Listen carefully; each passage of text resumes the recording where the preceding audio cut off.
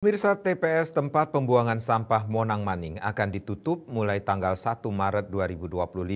Sampah diharapkan dikelola di dusun masing-masing, apalagi TPA Suwung rencananya ditutup pada tahun 2026.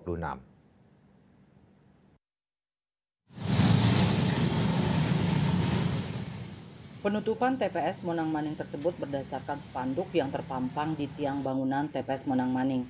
Spanduk tersebut berlatar warna merah dengan kop pemerintah Kota Denpasar dan pemerintah Desa Tegalkerte bertuliskan mulai tanggal 1 Maret tahun 2025 TPS Monang Maning ditutup, diharapkan kepada masyarakat mengikuti swakelola sampah di masing-masing dusun. Pantauan di lapangan tampak Mochi pada antre untuk secara bergilir melakukan pembuangan sampah. Ketika TPS Monang Maning akan ditutup, pengemudi Mochi pengangkut sampah asal Banjar Buana Kubu, Desa Tegalarum mengaku pemerintah Desa Tegalarum akan menyediakan 2 truk pengangkut sampah. Kemungkinan selanjutnya akan dibawa ke TPA Suwung. Sementara pengendara Mochi pengangkut sampah Hendra asal Desa Tegalkerte mengatakan pihaknya akan mengirim sampah di rumah organik Desa Tegalkerte di Jalan Merpati Gang Aroma mulai 1 Maret 2025. Saya pengangkutan dari wilayah Desa Tegalarum. Kalau pas di sini ditutup, nanti dari Desa Tegalarum sudah menyediakan truk 2. Jadi bagian yang Tegalarum nanti mochi-mochi langsung naikin ke truk. Karena sudah disediakan truk 2 di sana. Karena Tegalarum tidak punya TPS 3R. Jadi setelah ke truk kemana kan itu, Bang? Kalau dari ke truk ya pastinya ke TPA Suwung. Mana? Ke Roma. Sementara Koordinator Rumah Organik Desa Tegalkerte, Dewa Gede Putra menyambut baik ditutupnya TPS Monang Maning karena akan membuat desa jadi tampak bersih. Sehingga sampah di Desa Tegalkerte akan dikelola di rumah organik.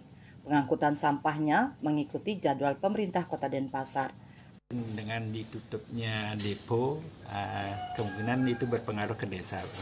Jadi kebersihan desa itu lebih terjamin ketimbang dari sekarang. Itu kan kelihatan kalau sampahnya membludak kotor sekali di sana. Nah, di samping berpengaruh ke desa, juga nanti di rumah organik di sini semua sampah akan masuk ke rumah organik, yaitu untuk Desa Tegalkerte saja. Jadi sampah yang masuk itu ada jadwalnya.